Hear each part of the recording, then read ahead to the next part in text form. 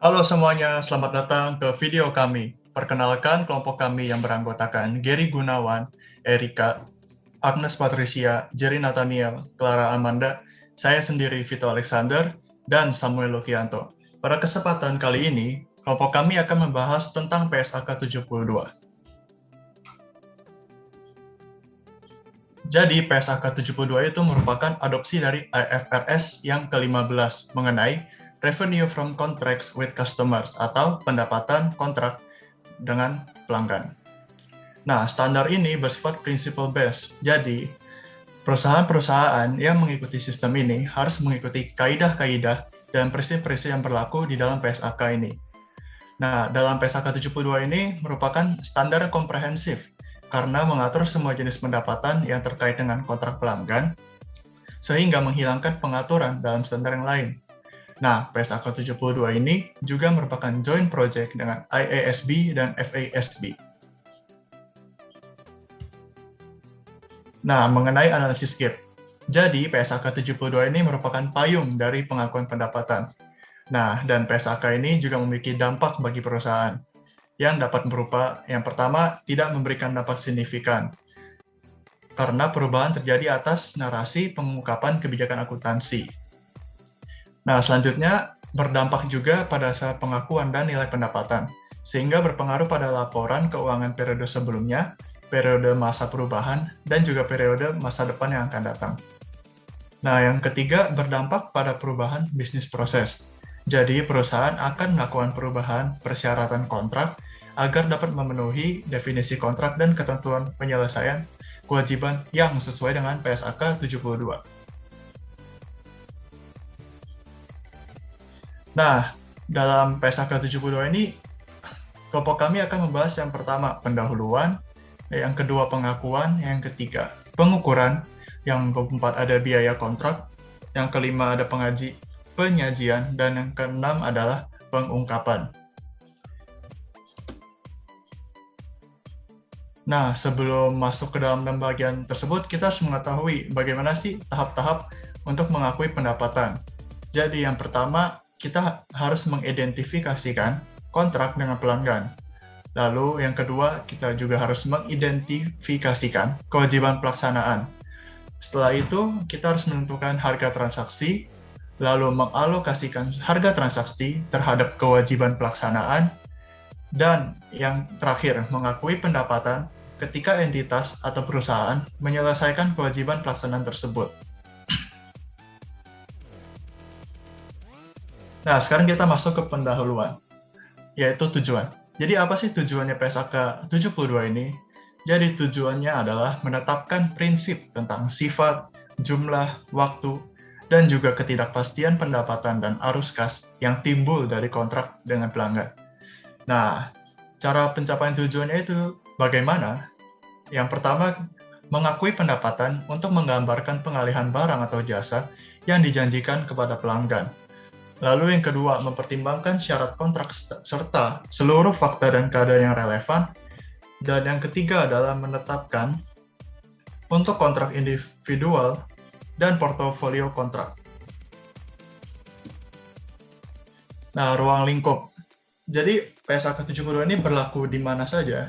Jadi PSAK 72 itu berlaku untuk seluruh kontrak dengan pelanggan dengan pengecualian, yaitu kontrak sewa yang diatur di PSAK 30, lalu ada kontrak asuransi yang diatur dalam PSAK 62, dan investasi pada perusahaan lain, seperti instrumen keuangan pengakuan dan pengukuran yang ada di PSAK 71, lalu laporan keuangan konsolidasi yang ada di PSAK 65, lalu pengaturan bersama yang ada di PSAK 66, lalu laporan keuangan tersendiri yang ada di PSAK 4, dan investasi pada entitas asosiasi dan ventura bersama atau joint venture pada PSAK 15.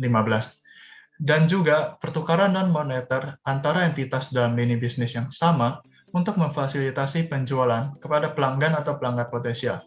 Nah, di sini ada contohnya. Contohnya kontrak antara dua perusahaan minyak untuk menukarkan minyak demi memenuhi permintaan dari pelanggan dalam lokasi yang berbeda secara tepat waktu. Nah, itu pengecualiannya. Selanjutnya kita masuk ke tahapan pengakuan. Jadi dalam tahapan ini kita melakukan apa sih? Identifikasi. Yang pertama adalah identifikasi kontrak, yaitu ada kombinasi kontrak dan modifikasi kontrak. Lalu melakukan identifikasi kewajiban pelaksanaan dan penyelesaian kewajiban.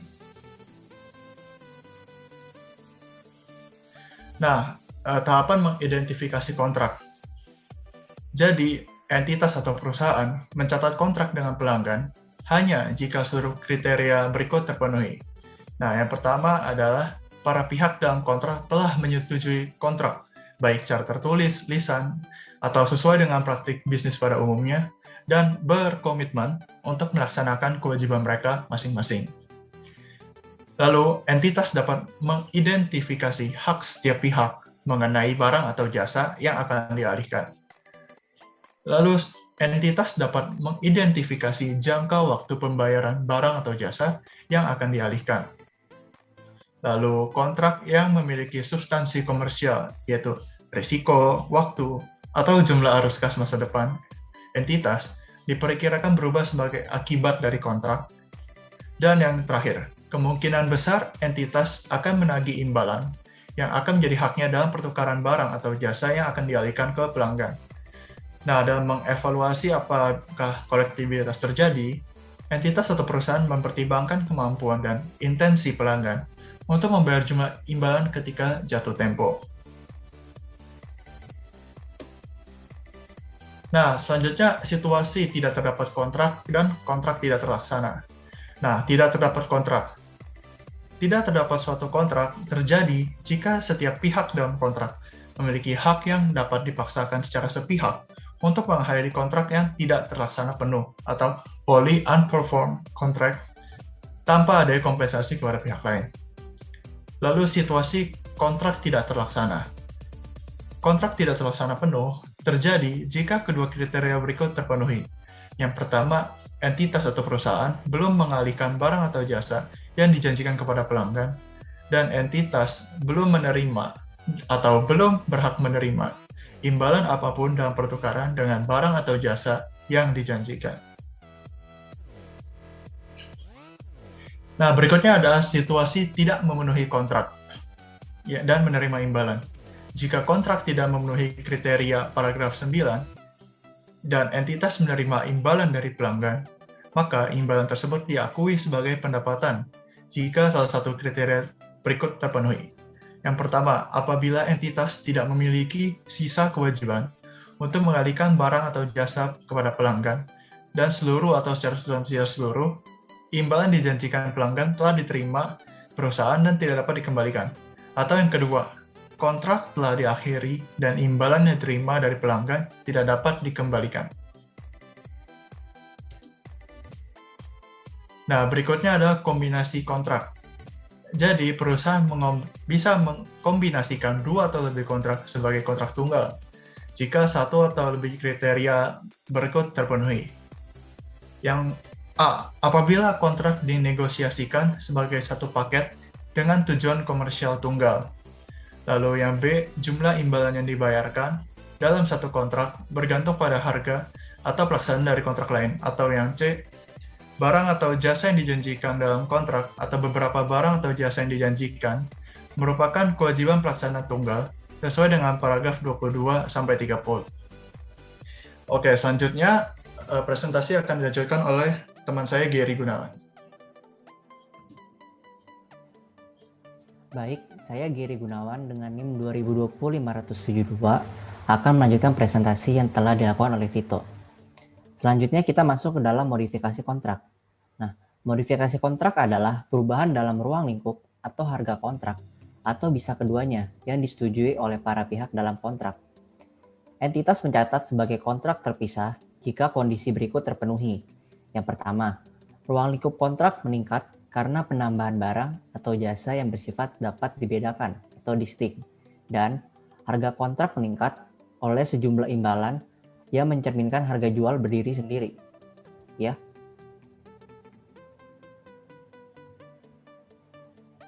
Atau standalone selling price. Boleh di next.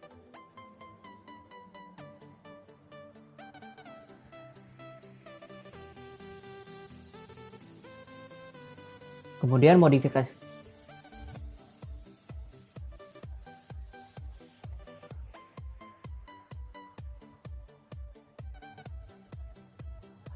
modifikasi kontrak tidak terpisah. Entitas mencatat barang atau jasa yang dijanjikan yang belum dialihkan pada tanggal modifikasi kontrak dengan cara di bawah ini yang dapat diterapkan. Entitas pencatat modifikasi kontrak seolah-olah modifikasi kontrak tersebut merupakan penghentian kontrak yang ada dan menciptakan kontrak baru. Jika sisa barang atau jasa bersifat dapat dibedakan dari barang atau jasa yang dialihkan pada atau sebelum tanggal modifikasi kontrak.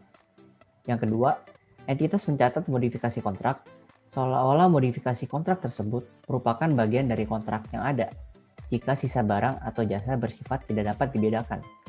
Oleh karena itu, menjadi bagian dari kewajiban pelaksanaan tunggal yang dipenuhi sebagiannya pada tanggal modifikasi kontrak.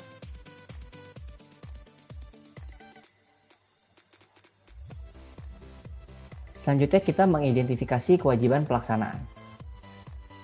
Pada awal kontrak, entitas menilai barang atau jasa yang dijanjikan dalam kontrak dengan pelanggan dan mengidentifikasi sebagai kewajiban pelaksanaan.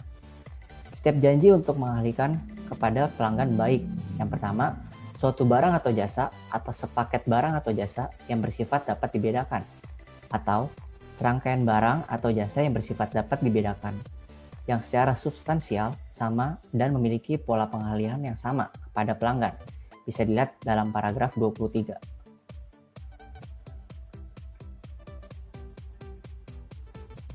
Kemudian ada barang atau jasa bersifat dapat dibedakan. Barang atau jasa yang dijanjikan kepada pelanggan bersifat dapat dibedakan jika kedua kriteria berikut terpenuhi. Yang pertama, pelanggan memperoleh manfaat dari barang atau jasa, baik barang atau jasa itu sendiri atau bersama dengan sumber daya lain yang siap tersedia kepada pelanggan. Dan yang kedua, janji entitas untuk mengalihkan barang atau jasa kepada pelanggan dapat diidentifikasi secara terpisah dari janji lain dalam kontrak. Kemudian mengidentifikasi kewajiban pelaksanaan. Yang pertama itu ada janji kontrak dengan pelanggan.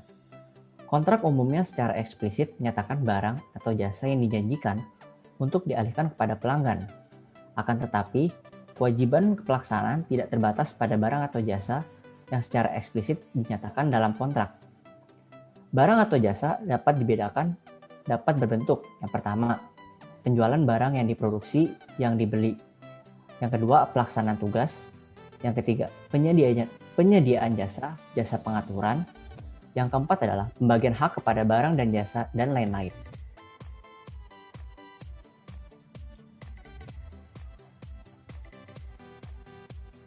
Kemudian kita masuk ke poin ketiga, yaitu pengukuran. Pengukuran adalah ketika atau selama kewajiban pelaksanaan diselesaikan, entitas mengakui pendapatan atas sejumlah harga transaksi, atau yang tidak termasuk estimasi atas imbalan variabel yang dibatasi, yang dialokasikan terhadap kewajiban pelaksanaan.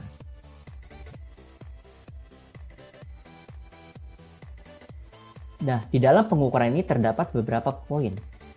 Yang pertama itu kita membahas dari menentukan harga transaksi. Dalam menentukan harga transaksi, kita harus mempertimbangkan syarat kontrak dan praktik bisnis umum.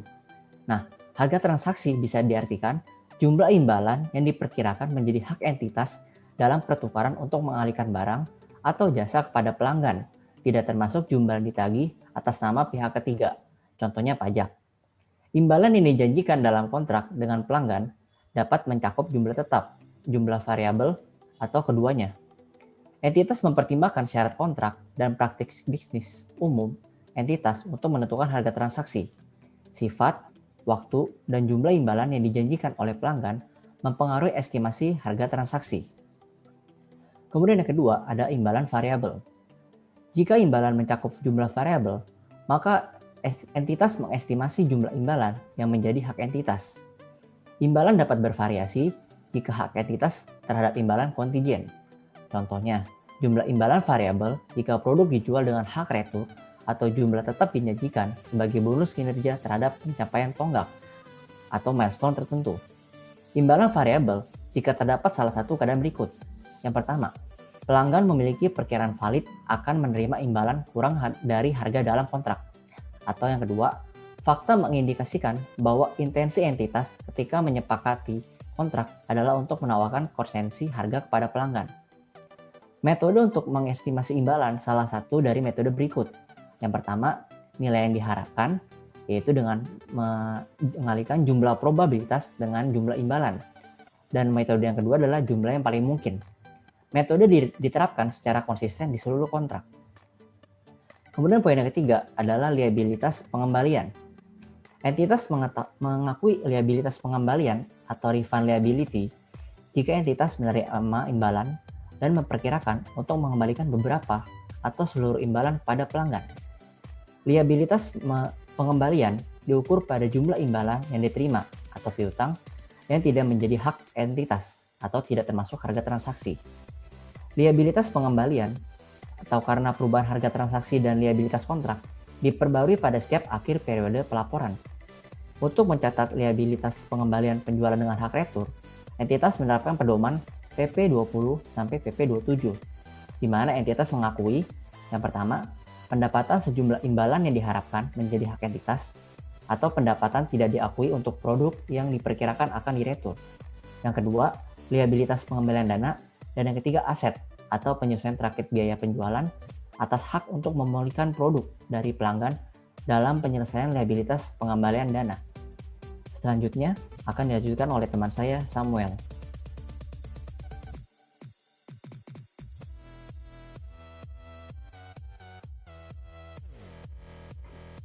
Baik, jadi yang pertama ada estimasi pembatas imbalan variabel yang memiliki pengertian harga transaksi memasukkan estimasi imbalan variabel hanya jika kemungkinan besar atau highly probable kembalikan atas pendapatan kumulatif yang telah diakui tidak akan terjadi. Faktor yang kemungkinan meningkatkan pembalikan pendapatan ada 5, yaitu yang pertama, jumlah keimbalan sangat rentan terhadap faktor di luar pengaruh entitas, misalnya volatilitas pasar. Yang kedua, ketidakpastian jumlah imbalan diselesaikan dalam jangka waktu yang lama. Yang ketiga, pengalaman entitas atas kontrak serupa adalah terbatas atau memiliki nilai prediksi yang terbatas. Yang keempat, entitas memiliki praktik untuk menawarkan berbagai konsensi harga atau mengubah syarat dan kondisi pembayaran atas kontrak serupa dalam keadaan yang serupa. Yang kelima, kontrak memiliki kemungkinan jumlah imbalan dalam jumlah banyak dan rentangan yang lebar. Lalu berikutnya ada penilaian kembali imbalan variabel.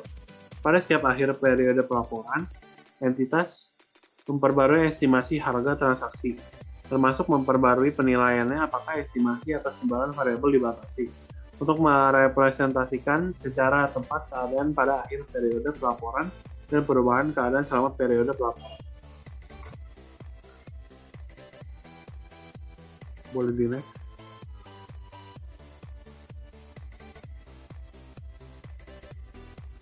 Lalu berikutnya ada keberadaan komponen keberadaan pendanaan signifikan. Komponen pendanaan signifikan dapat muncul tanpa memperhatikan apakah janji dari pendanaan dinyatakan secara eksplisit dalam kontrak atau tersirat dalam syarat pembayaran yang disetujui. Tujuan menyesuaikan komponen pendanaan signifikan adalah agar entitas mengakui pendapatan jumlah yang mencerminkan harga yang akan dibayar atas barang atau jasa yang dijanjikan. Entitas juga tidak perlu menyesuaikan dampak komponen pendanaan signifikan jika periode antara pengalihan barang atau jasa dan pembayaran setahun atau kurang dari setahun.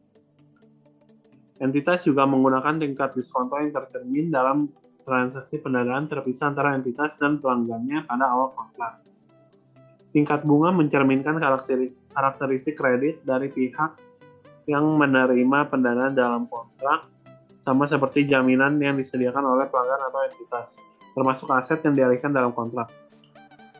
Entitas juga mengidentifikasi tingkat yang mendiskontokan jumlah nominal dari imbalan yang dijanjikan terhadap harga yang akan dibayar pelanggan dalam kas untuk barang atau jasa ketika barang atau jasa dialihkan kepada pelanggan. Setelah awal kontrak, entitas itu tidak perlu memperbarui tingkat diskonto jika terdapat perubahan tingkat bunga. Boleh di next.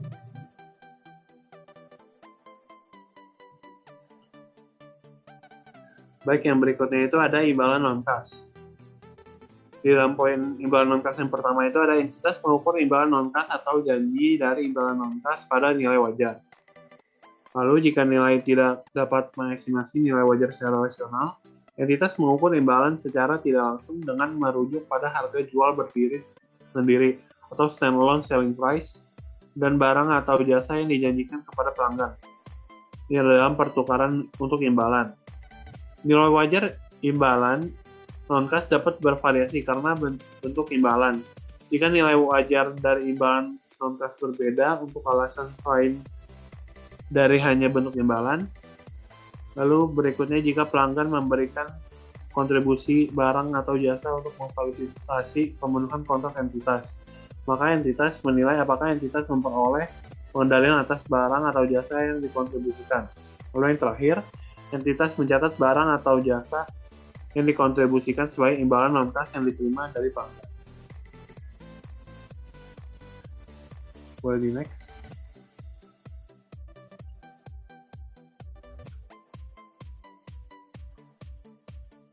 Lalu berikutnya ada utang imbalan kepada pelanggan. Utang imbalan kepada pelanggan mencakup jumlah kas yang dibayar entitas atau diperkirakan dibayar. Utang imbalan kepada pelanggan juga mencakup kredit atau item lainnya seperti kupon atau voucher. Entitas mencatat utang imbalan kepada pelanggan sebagai pengurang harga transaksi. Jika utang imbalan kepada pelanggan adalah pembayaran dari pelanggan untuk barang atau jasa yang bersifat dapat dibedakan, maka entitas mencatat pembelian barang atau jasa dengan cara yang sama entitas mencatat pembelian lain dari pemasok. Jika jumlah utang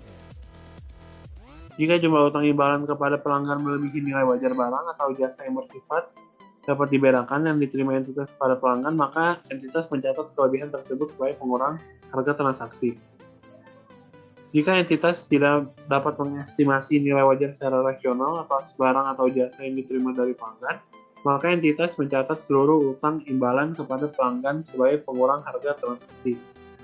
Lalu yang terakhir, jika utang imbalan kepada pelanggan dicatat sebagai pengurang harga transaksi, maka entitas mengakui pengurang atas pendapatan ketika salah satu dari peristiwa berikut terjadi.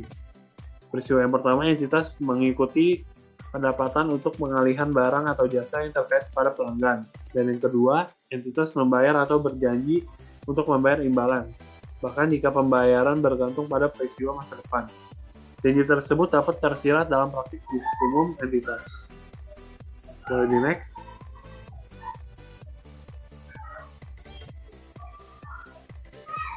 Lalu berikutnya ini ada mengalokasikan harga transaksi terhadap kewajiban pelaksanaan.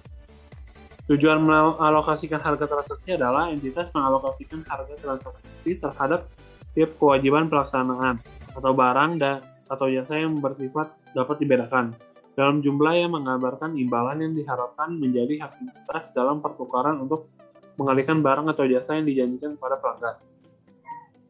Lalu entitas mengalokasikan harga transaksi terhadap setiap kewajiban pelaksanaan yang diidentifikasi dalam kontrak dengan yang pertama, dasar harga jual berdiri secara relatif atau relative standalone selling price, kecuali diatur khusus untuk alokasi diskon dan untuk alokasi imbalan yang mencakup variabel.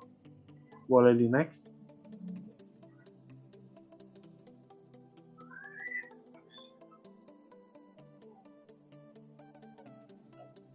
Lalu ada perubahan harga transaksi. Entitas mengalokasikan ke dalam kewajiban pelaksanaan dalam bentuk kontrak perubahan selanjutnya atas harga transaksi dengan dasar yang sama.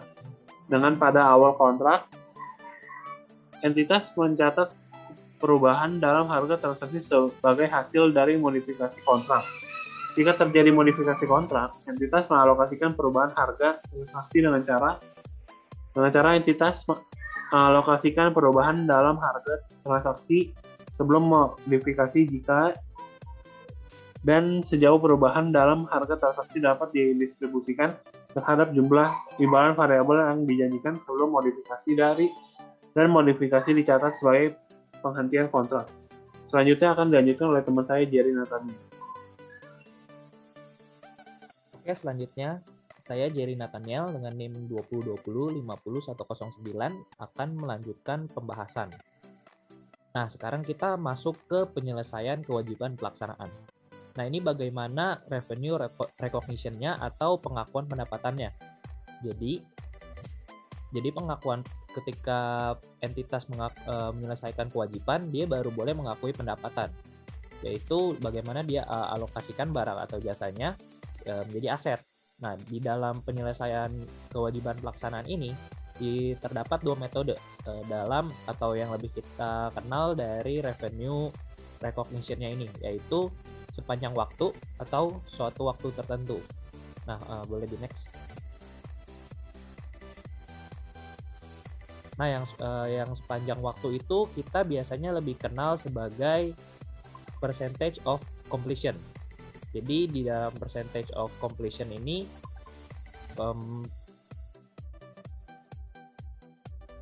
entitas mengakui bahwa ketika ia telah menyelesaikan berapa persennya itu baru boleh diakui sebesar persenan penyelesaiannya. Jadi kalau misalkan ketika tahun pertama entitas baru menyelesaikan kontraknya atau construction-nya gitu ya, kan kita lagi membicarakan tentang perusahaan konstruksi.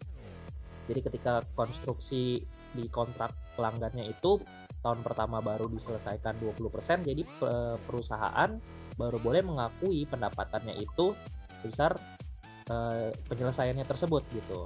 Kalau di tahun kedua sudah selesai 50%, nah itu baru diakui di tahun tersebut. Misalkan di tahun pertama selesai 25%, nah baru boleh diakui sebesar 25%. Lalu tahun kedua sudah selesai 50%. Nah, ketika tahun kedua kita juga hanya boleh mengakui 25% saja atau 50 dikurang 25, yaitu di sepanjang tahun tersebut.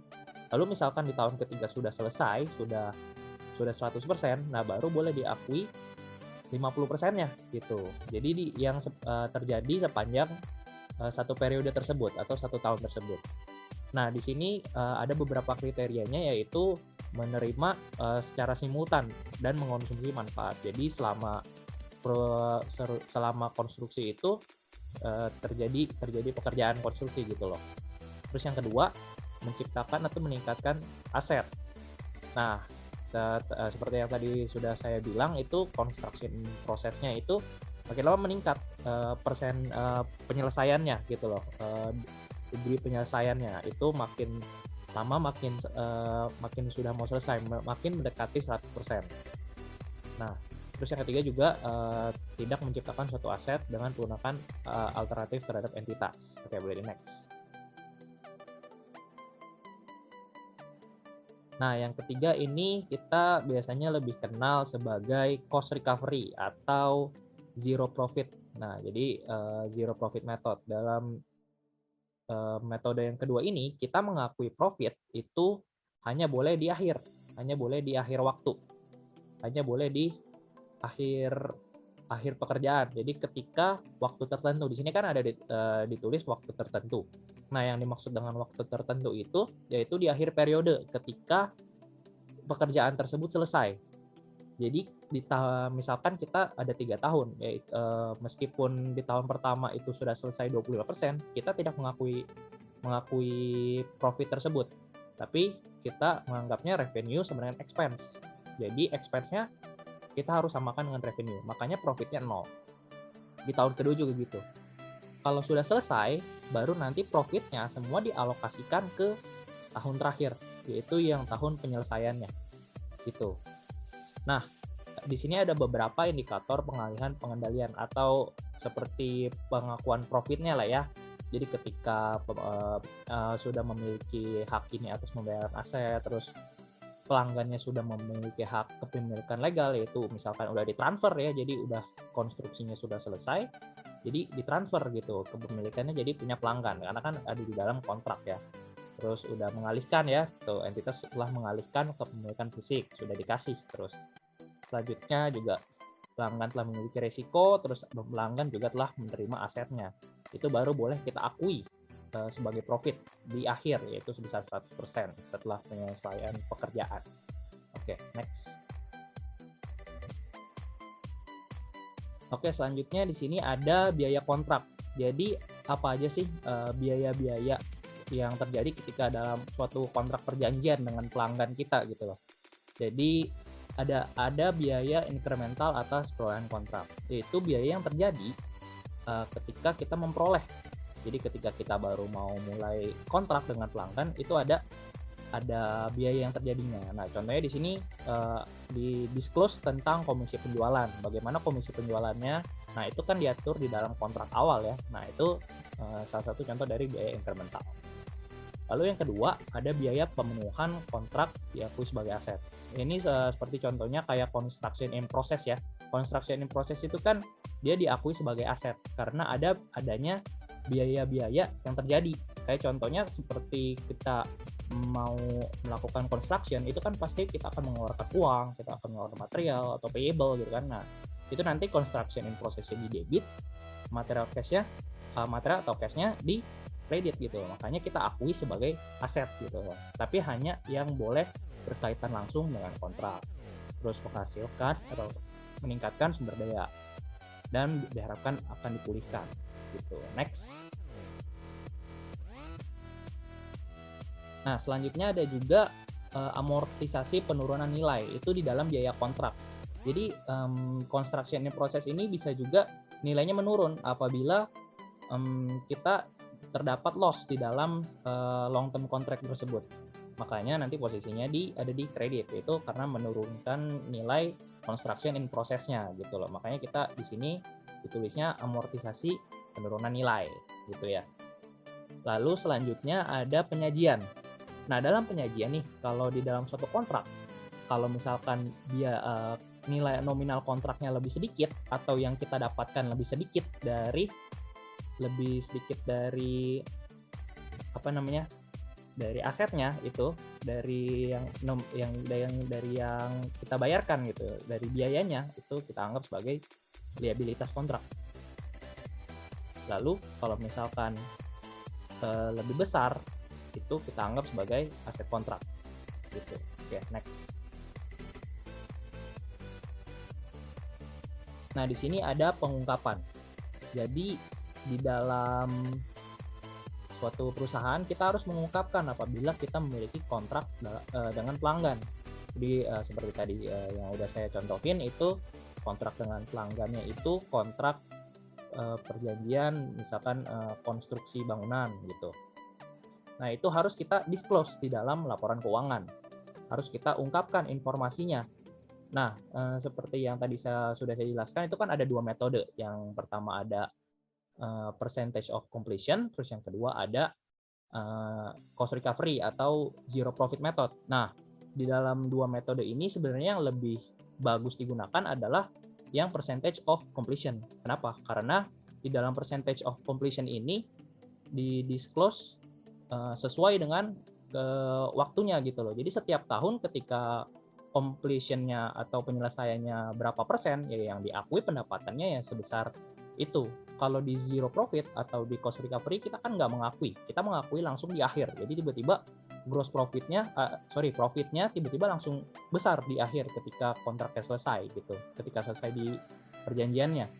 Tapi kalau misalkan di awal-awalnya itu nggak diakui, nah ini kurang baik karena tidak menyajikan secara laporan keuangan secara sebenarnya gitu loh. Kan kita membutuhkan laporan keuangan secara sebenarnya gitu loh. Makanya di dalam setiap tahun harus kita akui dengan percentage of completion. Tapi zero profit juga bukan metode yang salah, cuma kurang tepat untuk digunakan karena tidak sesuai dengan accrual basis. Karena harus sesuai dengan apa yang terjadi gitu loh, teman-teman. Nah, di sini juga ada untuk mencapai tujuan tersebut kita harus mengungkapkan informasi kualitatif dan kuantitatif, seberapa besar sampai di periode tersebut, kontrak dengan pelanggannya, terus ada pertimbangan signifikan, terus ada aset yang diakui dari biaya. Nah, kayak tadi tuh construction in process-nya. Oke, mungkin dari saya segitu dulu. Selanjutnya akan dijelaskan oleh teman saya, Agnes Patricia.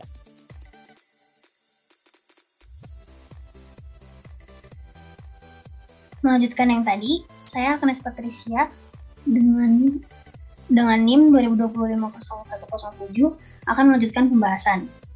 Di sini ada tanggal efektif dan ketentuan transisi. Untuk tanggal efektif, entitas menerapkan pernyataan ini untuk periode tahun buku yang dimulai pada 1 Januari 2020 atau setelahnya, yang diketahui bahwa penerapan dini diperkenankan. Yang artinya, jika entitas menerapkan pernyataan ini lebih dini, maka entitas mengungkapkan fakta tersebut. Lalu ada ketentuan transisi, di mana entitas menerapkan pernyataan ini menggunakan satu dari dua metode berikut. Yang pertama, secara retrospektif untuk setiap periode pelaporan sajian sebelumnya, sesuai dengan PSAK 25 yang mencakup kebijakan akuntansi, perubahan estimasi akuntansi, dan kesalahan tuntut pada panduan. Lalu yang kedua, secara retrospektif dengan dampak kumulatif atas penerapan secara awal. Next.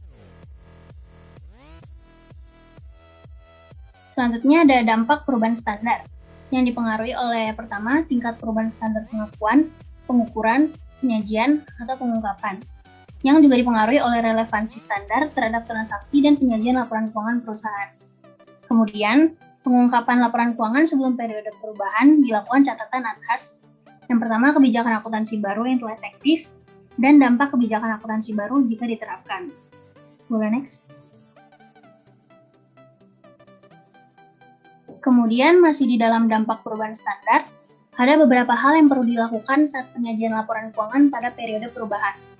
Yang pertama, penyajian kembali laporan keuangan, di mana posisi laporan mencakup 3 tahun komparatif, yang 2 tahun sebelumnya menggunakan kebijakan akuntansi yang baru. Dan juga laba rugi, di mana 2 tahun dengan penyajian tahun sebelumnya, juga menggunakan kebijakan akuntansi yang baru. Lalu yang kedua, kebijakan akuntansi menjelaskan perubahan tersebut. Kemudian catatan atas laporan keuangan menjelaskan akun yang berubah akibat perubahan standar akuntansi, dan yang terakhir penjelasan akun yang terpengaruh standar. Next. Di sini ada 4 implikasi standar akuntansi. Yang pertama, munculnya aset atau liabilitas baru yang sebelumnya tidak diakui. Contohnya aset hak guna, aset biologis, dan liabilitas sewa, yang dapat mempengaruhi beberapa risiko keuangan dan juga mempengaruhi nilai ekuitas. Yang kedua, perubahan nilai aset atau liabilitas karena cara pengukuran yang berbeda. Bisa terjadinya nilai piutang berubah atau pengakuan beban. Yang ketiga, perubahan sistem, di mana perhitungan yang membutuhkan tambahan data, sehingga diperlukan perubahan sistem akuntansi. Yang terakhir, perubahan proses bisnis atau cara melakukan bisnis. Keempat implikasi standar akuntansi ini dalam peraturan keuangan harus diperhatikan dalam praktik bisnis. Next. Selanjutnya ada implikasi standar akuntansi pada perpajakan. Yang pertama yang perlu kita perhatikan itu, standar akuntansi mengatur tentang pelaporan keuangan dan bukan untuk tujuan pelaporan pajak. Yang kedua, adanya ketentuan dalam Undang-Undang Ketentuan Umum dan Tata Cara Perpajakan, yang isinya bisa di penjelasan pasal 28 pembukaan ayat 7, dan implikasinya jika tidak ada pengaturan khusus dalam regulasi perpajakan, akan mengikuti ketentuan dalam standar akuntansi keuangan. Yang terakhir, pengaturan perubahan standar dalam perpajakan sebagai berikut. Yang pertama, ada peraturan perpajakan tidak mengenal konsep penyajian kembali laporan keuangan. Yang kedua, perubahan kebijakan akuntansi terhadap berdampak pada perubahan laba tahun sebelumnya yang berimplikasi pajak lebih besar atau lebih kecil di masa lalu. Yang ketiga, dalam pajak dikenal istilah pembutuhan SPT yang biasanya terjadi karena kesalahan tulis, hitung, dan kekeliruan penerapan ketentuan peraturan. Yang keempat, peraturan perpajakan umumnya berlaku setelah ditetapkan penerapan prospektif. Yang terakhir, penerapan standar secara retroaktif akan sulit diterima dari sisi perpajakan. Next. Kemudian dalam PSAK 72 juga ada perubahan pengakuan pendapatan, di mana perusahaan real estate pendapatan diakui saat pengendalian berpindah. Yang kedua, pendapatan agen, misalnya konsinyasi. Lalu pendapatan dalam satu faktur, namun kewajiban pelaksanaannya lebih dari satu, seperti penjualan barang dan jasa pemeliharaan, penjualan HP, dan langganan internet. Yang keempat, nilai pendapatan terhadap komponen bunga. Yang terakhir, pendapatan dengan imbalan variabel. Kemudian ada implikasi pajak yang berisi nilai pendapatan yang diakui tidak sama dengan faktur penjualan dan faktur PPN. Dan juga penerapan perubahan kebijakan secara retroaktif, sehingga ada potensi double pengakuan pendapatan. Selanjutnya akan dijelaskan oleh rekan saya, Clara. Oke, boleh di next. Oke, selanjutnya saya Clara Amanda dengan NIM 2020-50111 ingin menjelaskan untuk materi selanjutnya, yaitu ilustrasi kontrak pengakuan. Nah, untuk bagian saya ini lebih ke contoh-contoh soal ya, teman-teman. Oke, yang pertama itu nih, di sini ada soal tanggal 1 Maret 2019, PT Intan itu punya ikatan kontrak dengan mengirimkan barang kepada PT Berlian di tanggal 31 Juli 2019. Nah, untuk total nilai kontraknya itu 100 juta dan harus dibayar seluruhnya oleh PT Berlian di tanggal 31 Agustus 2019. Dan di sini diketahui HPP barangnya itu 70 juta. Nah, dari sini kita bisa buat 2 jurnal nih, di saat pengakuan pendapatan sama pengakuan penerimaan. Nah, untuk pengakuan pendapatannya itu pastinya di tanggal 31 Juli 2019. Nah, ada 2 jurnal, yaitu yang piutang. Piutangnya itu di debit dan penjualannya di kredit. Itu nominalnya sama-sama 100 juta masing-masing. Lalu di HPP, lalu di debitnya ada HPP, terus habis itu di kreditnya ada persediaan dan masing-masing nominalnya 70 juta. Nah, untuk pengakuan penerimaan kita buat jurnalnya itu di tanggal 31 Agustus 2019. Di debitnya itu kas atau cash dan di kreditnya itu piutang atau accounts receivable dan masing-masingnya 100 juta. Oke, boleh di next. Oke, selanjutnya nih yang pertama itu ada tahap pertama yaitu identifikasi kontrak pelanggan. Nah, di sini ada soal PT Siantar memiliki kontrak menjual 100 produk kepada pelanggannya seharga 100 juta. Berarti masing-masing satu produk itu nilainya 1 juta dalam jangka waktu 3 bulan untuk menjual 100 produk ini. Nah, ternyata setelah 60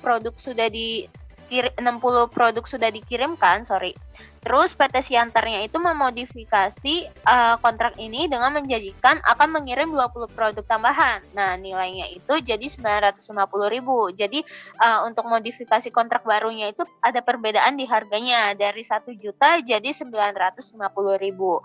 Nah, di mana 950.000 ini merupakan stand alone selling price atau atas produk saat modifikasi kontrak. Nah, habis itu untuk PT Siantar ini menjual produknya itu secara terpisah. Nah, jadi kontraknya itu ada 2. Kita harus hitung kontraknya karena ada kontrak yang awal sama perubahan kontrak, jadi kontrak baru. Nah, untuk kontrak awal kita hitung dulu nih. Tadi kan ada 100 produk atau 100 unit. Lalu sudah dijual 60 produk. Nah, jadi 100 produk tersebut dikurang sama 60 produk lalu dikali dengan harga masing-masing produk yaitu 1 juta. Nanti dapat hasilnya itu 40 juta. Lalu habis itu kita hitung yang kontrak baru. Kontrak barunya itu kan 20 produk dikali dengan harganya yaitu 950.000. Dan nanti dapat hasilnya itu 19 juta. Lalu ditotalkan yang kontrak awal dengan kontrak perubahan kontraknya itu kontrak barunya yaitu 40 juta ditambah 19 juta jadi 59 juta. Nah, setelah itu kita hitung pendapatan per unitnya. Nah, untuk per unitnya kan tadi sudah dikirimkan 60 produk tuh, 60 unit. Nah, jadinya 59 juta dibagi dengan 60 produk tersebut. Nanti dapat hasilnya itu 983.333 gitu. Next. Oke, selanjutnya kita masuk ke tahap kedua, identifikasi kewajiban pelaksanaan. Nah, ini semacam tambahan aja sih untuk lebih ke penerapannya aja gitu, pemahamannya aja. Nah, di tanggal 1 Maret, PT Melati melakukan kontrak untuk memasang lift di sebuah gedung. Nah, untuk kontraknya ini dia ada meliputi 2 hal, yaitu pembelian lift dan pemasangan lift. Nah, kalau misalkan lift tersebut walaupun dibeli, tapi harus disesuaikan juga dengan harga gedungnya. Dan pasti kalau misalkan beli lift, ada proses instalasinya atau proses pemasangannya. Nah, untuk proses instalasinya ini memakan waktu cukup lama. Dan untuk proses instalasinya, harganya itu dipisahkan dengan harga lift tersebut gitu. Nah, untuk nilai pemasangan lift itu dapat dipisahkan karena tidak ada keterangan nih kalau misalkan pemasangan itu hanya dilakukan oleh PT Melati. Jadi bisa aja dilakukan oleh PT-PT atau PT lain ataupun orang lain gitu. Jadi untuk pemasangannya ini bisa aja orang lain kan. Nah, jadinya bisa dipisahkan gitu. Oke, boleh di next.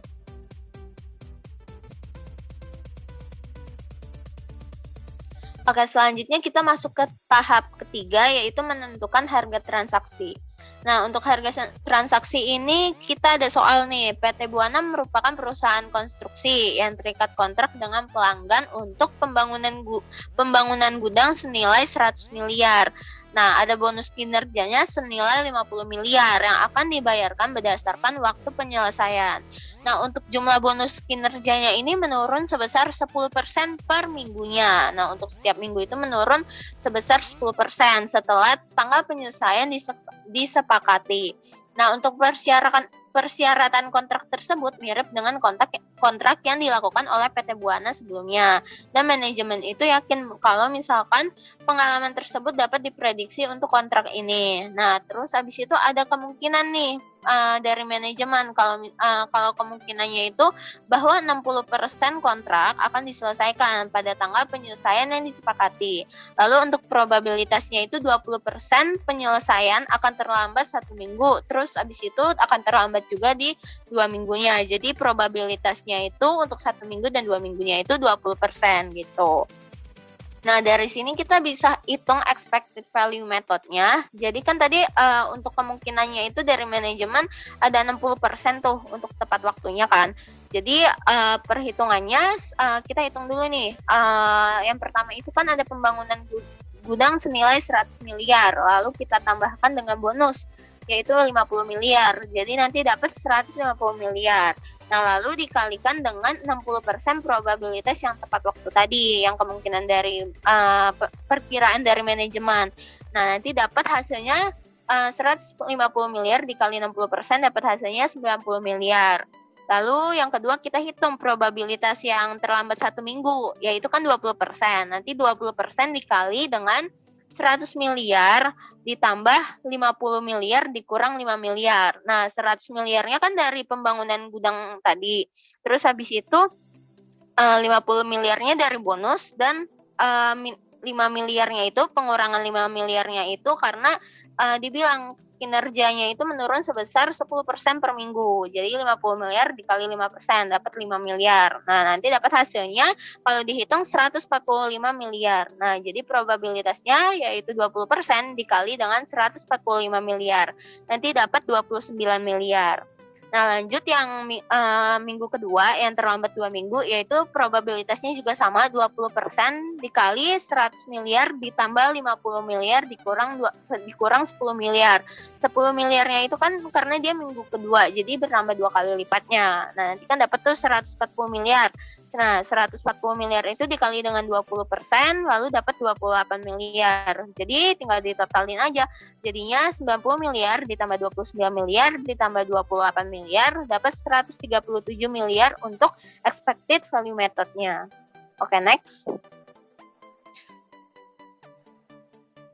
Nah, selanjutnya ada tahap 3 yaitu identifikasi kontrak pelanggan juga, tapi ini di bagian voucher belanjanya. Nah, yang pertama ini nih soalnya PT Kenangan menyepakati kontrak penjualan produk C seharga 2.000.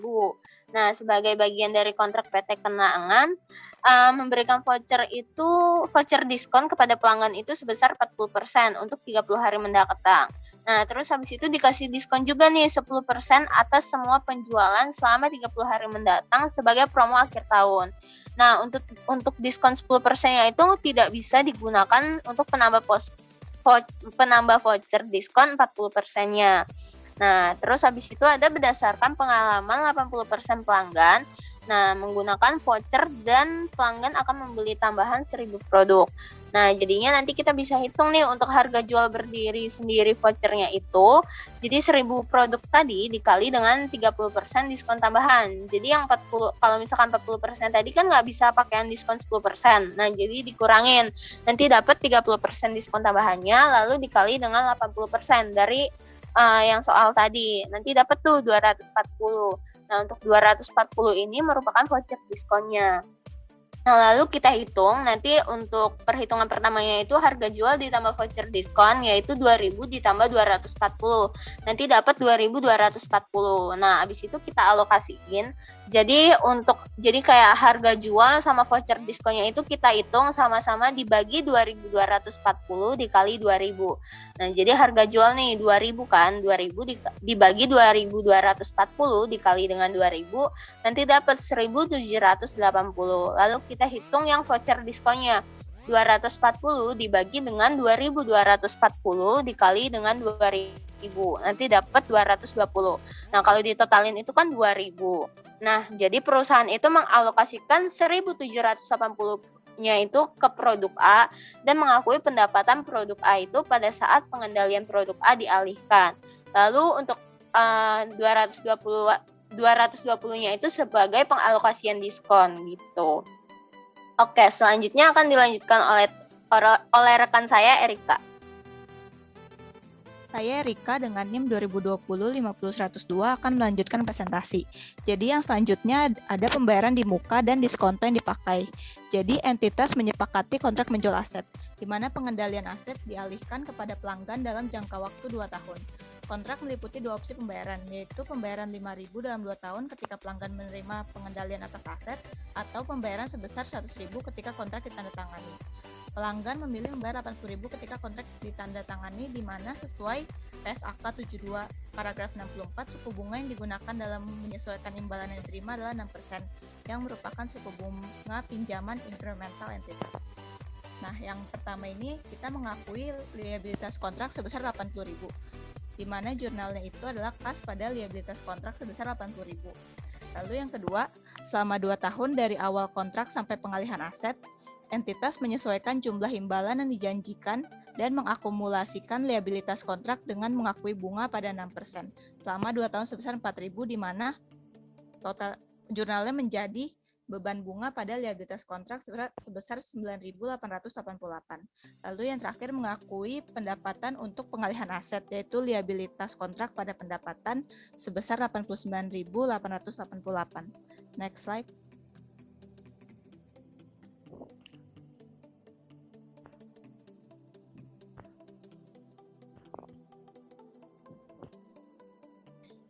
Yang selanjutnya, menentukan nilai transaksi dalam mengukur kemajuan terhadap bahan baku yang belum terpakai. Pada November 2019, entitas menyepakati kontrak dengan pelanggan untuk menata bangunan 3 lantai dan memasang lift baru dengan jumlah imbalan 100 juta. Jasa meliputi instalasi baru yang merupakan kewajiban pelaksanaan tunggal yang dipenuhi sepanjang waktu. Jumlah ekspektasi biaya adalah 80 juta, termasuk 30 juta untuk lift. Entitas bertindak sebagai prinsipal karena entitas mempunyai pengendalian atas lift sebelum lift tersebut dialihkan kepada pelanggan. Nah, berikut ini adalah ringkasan harga transaksi dan ekspektasi biaya. Yang pertama, harga transaksinya itu ada 100 juta dengan dikurangi oleh biaya ekspektasinya yaitu lift 30 juta dan juga biaya lainnya 50 juta sehingga jumlah biaya ekspektasian itu sebesar 80 juta. Boleh next slide. Nah, di sini tuh entitas menyimpulkan bahwa memasukkan biaya mengadakan lift sebagai ukuran kemajuan akan menyebabkan pelaksanaan entitas menjadi overstate. Entitas menyesuaikan ukuran kemajuan dengan mengeluarkan biaya untuk mengadakan lift dari ukuran biaya yang terjadi dan dari harga transaksi. Entitas mengakui pendapatan atas pengalihan lift sebesar biaya untuk mengadakan lift. Pertanggal 31 Desember 2019, entitas mengamati bahwa yang pertama, biaya lainnya yang terjadi tidak termasuk lift adalah 500.000 dan juga pelaksana adalah 20% selesai sync itu dapat dari 500.000 dibagi 2.500.000. Sebagai akibatnya, pada 31 Desember entitas mengakui hal sebagai berikut. Pendapatan 2.200.000 yang didapat dari 20% dikali 3.500.000 ditambah 1.500.000, di mana 3.500.000 ini sendiri adalah 5 juta dari harga transaksi dikurang dengan 1.500.000 B elevator. Dan juga untuk harga pokok penjualannya sebesar 2 juta.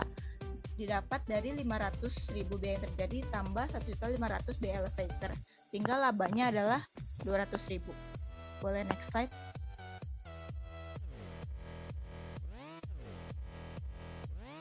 Yang selanjutnya ada menentukan nilai transaksi dengan denda mengakibatkan kenaikan imbalan variabel.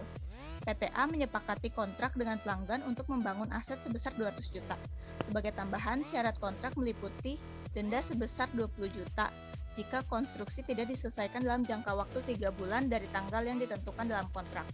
PTA juga menyimpulkan bahwa imbalan yang dijanjikan dalam kontrak meliputi jumlah tetap sebesar 180 juta dan jumlah variabel sebesar 20 juta sebagai akibat dari denda. Nah, PTA ini mengestimasikan imbalan variabel dan mempertimbangkan persyaratan pembatasan estimasi imbalan variabel. Yang pertama itu dengan menggunakan expected value dan juga menggunakan probability yang paling mungkin. Next slide.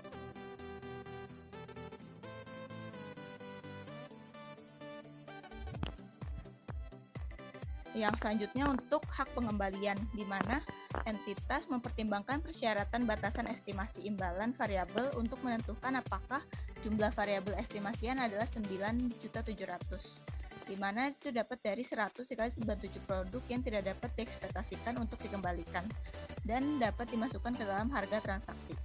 Entitas menentukan bahwa meskipun pengembalian adalah di luar pengaruh entitas, namun hal tersebut berpengaruh signifikan dalam mengestimasi pengembalian produk dan kelompok pelanggan ini. Ketidakpastian akan diselesaikan dalam jangka waktu singkat, yaitu 30 hari periode pengembalian. Entitas mengestimasi bahwa biaya untuk menerima produk itu tidak material dan diharapkan produk yang dikembalikan tersebut dapat dijual kembali dengan memperoleh keuntungan. Pada saat pengendalian 100 produk, entitas tidak mengakui pendapatan untuk 3 produk dan diekspektasikan untuk dikembalikan, sehingga mereka mengakui hal-hal seperti pendapatan sebesar 9.700, liabilitas pengembalian sebesar 300, dan juga aset sebesar 180. Next slide. Yang terakhir itu ada menentukan nilai transaksi dengan insentif berdasarkan volume, di mana entitas menyepakati kontrak pada 1 Januari 2018 untuk menjual produk A sebesar 100 per unit. Jika pelanggan membeli lebih dari 1.000 unit dalam 1 tahun, maka kontrak menentukan harga dikurangi menjadi 90 per unit. Pada akhir triwulan pertama, entitas menjual 75 unit. Entitas mengestimasi bahwa pembelian pelanggan tidak akan mencapai batas 1.000 unit. Lalu, entitas juga mempertimbangkan persyaratan batasan estimasi imbalan variabel. Oleh karena itu, entitas menyimpulkan bahwa sangat besar kemungkinan bahwa pembalikan signifikan dalam jumlah kumulatif pendapatan yang diakui itu sebesar 100 per unit tidak akan terjadi sampai ketidakpastian diselesaikan. Nah, sebagai akibatnya entitas mengakui pendapatan sebesar 7.500 yang dapat dari 75 unit dikali 100 per unit pada akhir Maret 2018. Nah, pada Mei 2018, entitas mengakuisisi perusahaan lain dan pada akhir triwulan kedua, entitas menjual 500 unit tambahan produk A. Entitas mengestimasi pembelian pelanggan dapat melebihi batas 1.000 unit dalam tahun kalender, sehingga mengurangi harga menjadi 90 per unit.